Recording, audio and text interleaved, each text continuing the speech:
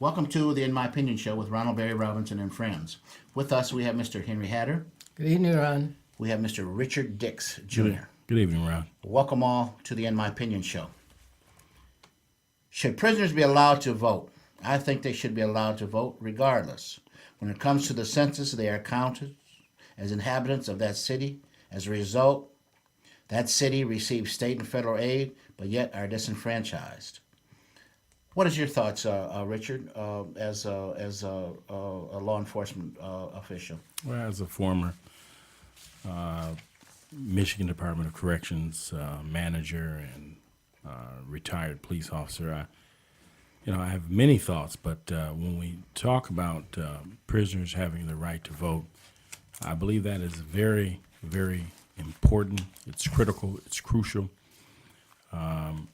especially when prisoners have paid the price. When we think about the amendment that says neither voluntary servitude, these individuals have a right, according to the amendment. Now, prisoners, by the way, are being released back into community regardless after they serve their sentence. How can we deny them the right to vote? I think that is a right that is given as a U.S. citizen, and I think it's a right that should be continued. But there are forces opposed to individuals who have been incarcerated. There are forces opposed to the right to vote because it's largely disproportionately impacting one segment of the population, and we all know that is predominantly black men and women. Not to say that, and I don't want to divide this with race because that's not what this is about. What this is about is an impact, and I think that if you allow them to vote, they'll probably overwhelmingly vote Democratic, and so the Republican base and some Democrats may be opposed to it, but we need to identify those who are opposed and really begin to move on those who are in these seats so that we can get that legislation passed. So I'm for those who are off parole, who have been released and have successfully completed parole. I think they should have the right to vote. What is your opinion? Well, I think Mr. Dix kind of shot himself in the foot a little bit because he said if these people coming out of the prisons will vote basically Democrat.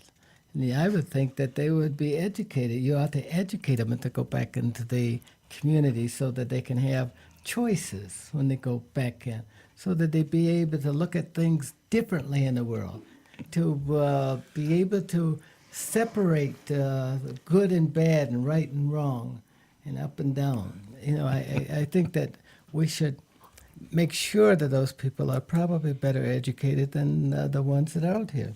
I agree with you, though, that if they have paid their dues to society, you can grade the ones that are going to be productive individuals. They need to come out and be productive in contributing individuals to society, not people who prey or feed upon the population.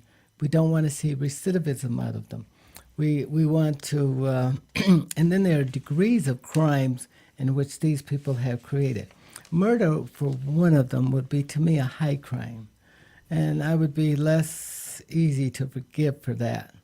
I'd have to be like those who believe in the Bible, that there are some things that are just difficult to forgive.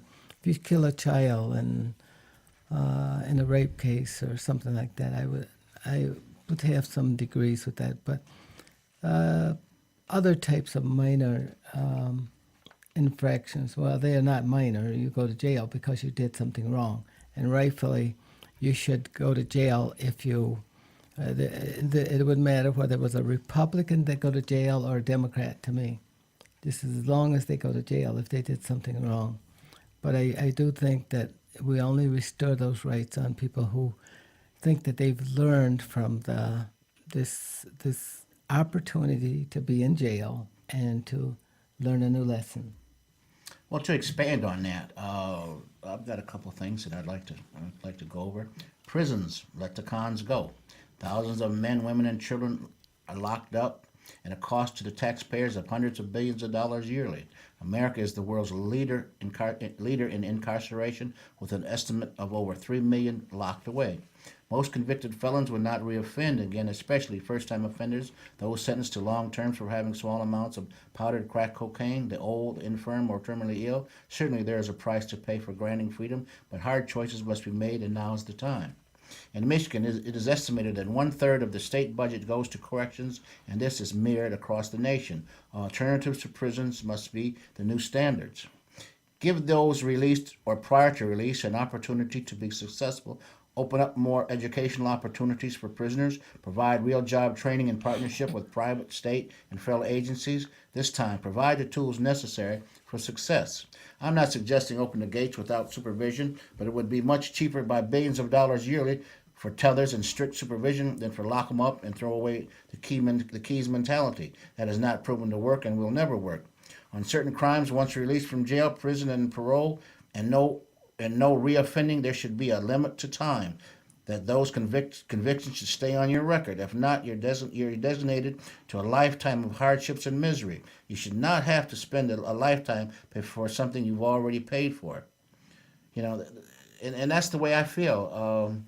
There should be a time limit, and it has been estimated. I think I read this in one of the New York Times or somewhere, that there's over 50 million men and women with felony convictions. How in the world are these people going to live? Going to live a productive life when every time they apply for a job, on that application it says, "Have you ever been convicted for a felony?" And you mark it yes, then you might as well kiss that job goodbye.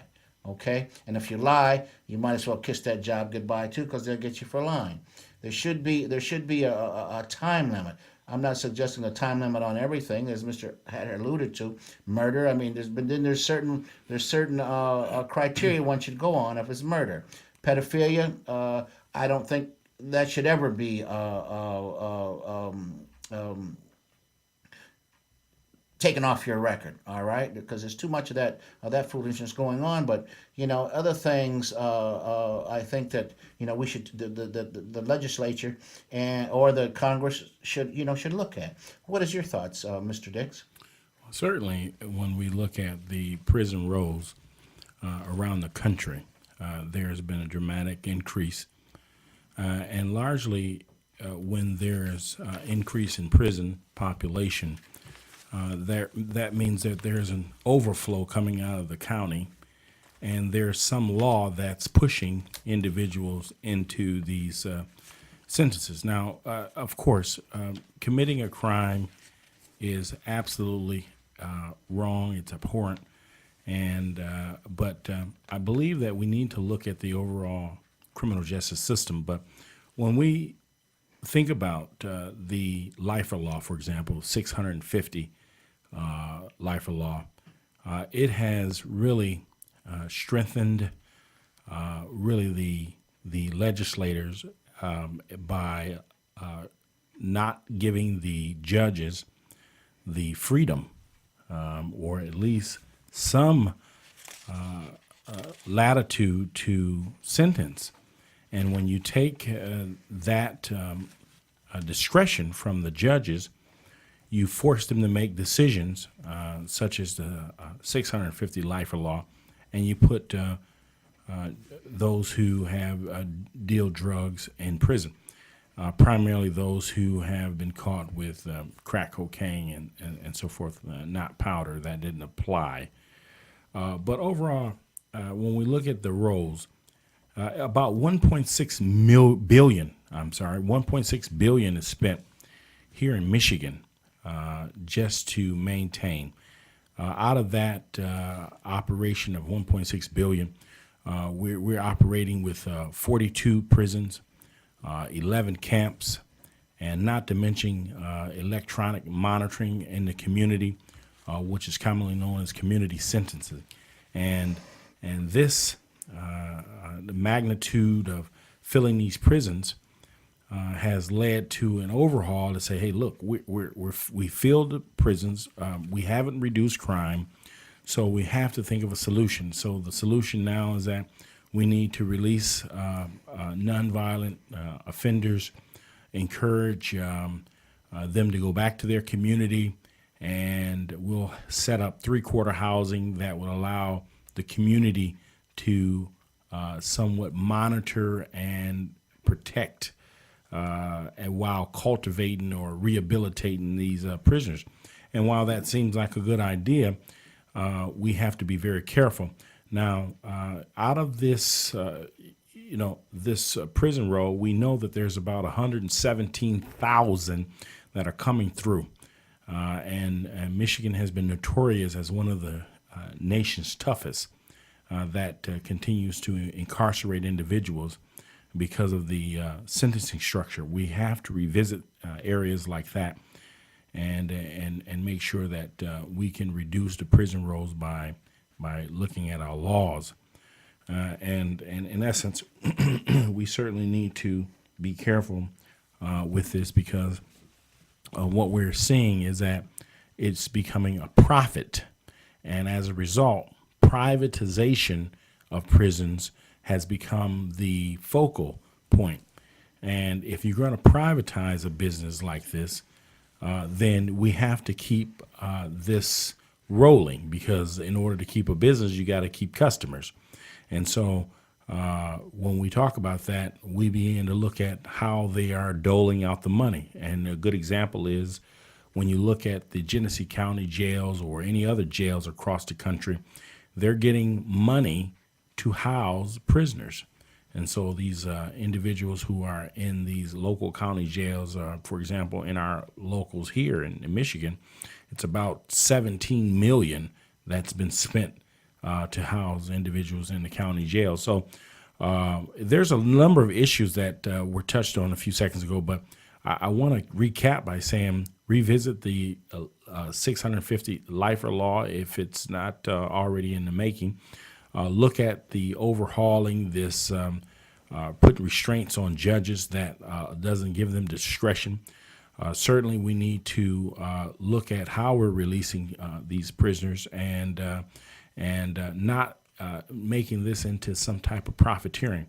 And in essence, I want to touch on this, by the way. During the period of the institution of slavery, judges who rewarded the slave owners with prisoners or slaves, if they gave them back to the slave owner, they got, I believe, $12 or $10. If they gave them their freedom, they only got $4. So that the only thing changed, because that was considered illegal. The only thing changed here now is that for the sentencings of judges, they when they sentence individuals, they get so much money into their pension or their I believe it's their pension, and that allows them really to say, hey, we're going to impose because there's a profit here, and this keeps the prison rolls growing, and we really need to look at how it's playing out on Wall Street, because you have the pick stocks or the prison industrial complex, where you have individuals coming into areas that are desolate and unemployed, and crime is growing, and then they begin to look at the population, and they determine in the next few years that you're going to have so many people who are going to commit crimes, therefore they're going to go to prison. And so you determine how many prisons you can build based on that information. And when that happens, they go away and say, we're going to build so many prisons. So we have the Michael Jordans who may come out with the latest tennis shoes, but at the same time, he's investing in these pick stocks. And so if you can't buy one of the Michael Jordan tennis shoes, you have a little boy that'll go and kill the other. And now he benefits two times. So this is we need to look at some of these areas where many of these profiteers are are earning money on children's lives. And let me recap this, and that there is a judge. There were 2 or 3 judges who made money on sentencing some young people to prison, to, I believe it was Pennsylvania, or to this camp for young people. And they later found out, now that's been really low key in the news, but later found out that they were receiving payments or kickbacks from this particular institution to sentence kids. Mm-hmm. And this was really discovered when the judge sentenced a young girl for something relatively minor, that he should have given her probation, but he sent her away. And there was, like any good parent, they was kicking and screaming, saying, "Why would you do this?" And they investigated the matter and determined that there was that judge and another one was in cahoots with sending young kids to these camps for money. And so we have to really look at our criminal justice system overall, and specifically the laws. Well, in the same vein, let's talk about in the criminal justice system, as a criminal justice professional such as yourself, Mr. Dick, should plea bargains be made with defendants and or complainants in misdemeanor and felony court actions in order to get convictions for the prosecution? What are some of the downfalls associated, other than lies to save the snitches' asses? Reports by investigative journalists find police and prosecutorial misconduct involved in these proceedings run rampant in many jurisdictions. How many innocent men and women have been wrongly convicted as a result of these proceedings? Well, let's look at the police department, and I believe that what will be necessary from that standpoint, because that's when it's initiated, when the call go out, and that is setting up of some type of administrative review board that made up of the community along with policing personnel. And let's look at some of these concerns that are happening really at the neighborhood level.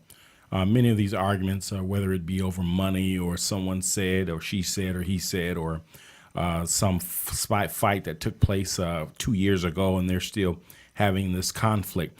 And I can attest to that, because we went to several calls as a retired police officer.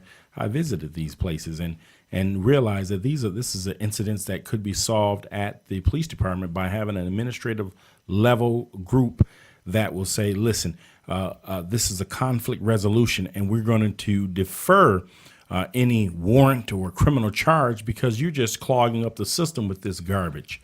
And to say the least, when we began to look at the prosecutorial duties, we have to be very, very, very careful that we're not just prosecuting individuals just to say that in my reelection that we prosecuted so many people and we put so many people away because we're quote unquote tough on crime. And I say that because we can really incur what we call prosecutorial misconduct. And what I'm really seeing when we talk about plea bargaining, this is a way to save money, because if every individual took their particular case to the jury or had a trial, we would be bankrupt. And so there's this encouragement where you better take this plea bargain, and here's what we'll do if you do. And there's been cases where individuals have not done anything but have been forced to take plea bargains because it's being dragged out. You come to court, we're not going to go today. Come next week. Come back to court. We're going to set it for June. Come back to court. We'll defer till September. During this time, individuals are pretty scared. They're tired. They don't want to go through this process. They're ready to get it over. And then they come with this plea bargain, knowing that they didn't do anything. And they said, I didn't do anything. Well, if you don't do it and you're found guilty, we're going to give you this.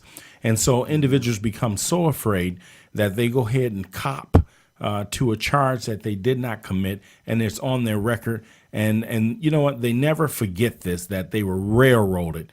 And you have a lot of this happening in our system, and we're not taking the time out to say, the more you destroy the young people's lives, the less fortunate this society will be. Also, in the same vein, The Innocent Project in New York, co-founded by Barry Scheck, lead expert in O.J. Simpson murder trial, estimates that there are tens of thousands of men and women locked up in federal and state prisons because of these tainted savior-ass arrangements provided by police and prosecutors at any cost, so long as that person or persons are found guilty. Now, should DNA testing, in my opinion, I think DNA testing should be made available free of charge to anybody that claims that they're innocent. Because so far, through the Innocence Project, over 300 men and women have been found not guilty, based upon most of these cases, from what I understand, was from prosecutorial misconduct or police lies. Yeah, we have, and I'll defer to Mr. Hatter, but I'll say this, that we have what the famous, Professor Alan Dershowitz would commonly say, that a test lying. We have individuals getting together, and I can say that I don't want to be so blunt that this casts a shadow on police officers in general, but when you get behind these closed doors with the attorneys, the prosecutor, and they have to take a look at these reports. Most of the time when these reports are written, individuals get together and say, hey, how are you going to write yours? I'm going to write it this way. No, I think you should take that out. I think this should be out. And somewhere along the line, the truth is somewhat skirted, and then you take the stand because you and by the way, you're on overtime when you're going into the court, so this is good for the books and padding your pay, and you test a lie. Not that all police officers, because overall police officers are legitimately good and they try to perform their duties, and it's very stressful. And it's really stressful when individuals are released knowing that they've done something wrong. They release the wrong ones and keep the ones that should be released. But the point is that in some cases, there are rogue officers who take the stand and again, test a lie.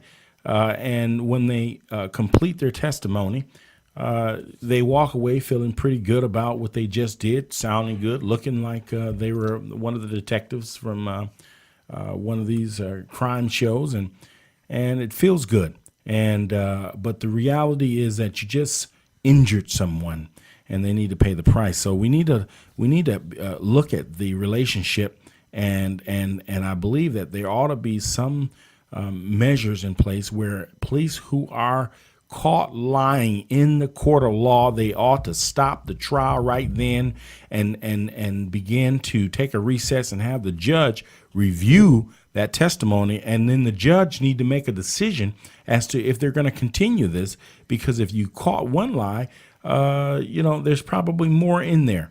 But the reality is that only happens when you have the type of money O.J. Simpson used to have, and that's when he can use the process, what we call due process.